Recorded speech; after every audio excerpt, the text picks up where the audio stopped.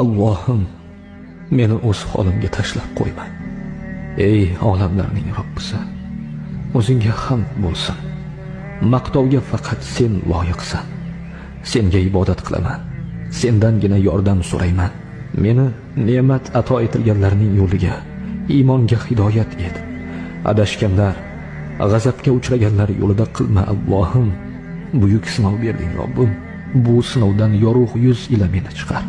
Oxiratda senga ro'baro turganimda yuzimni qora qilajak xatolardan meni omon saqla Allohim. Sen madad bermasang, sen saqlamasang, na shayton hiylasiga bas kelaman, na nafsimdan g'olib bo'la olacakman. Robbim, meni zolim zulmidan xalos et. Ofiyat va omonlik ber. Iymonimni salomat et.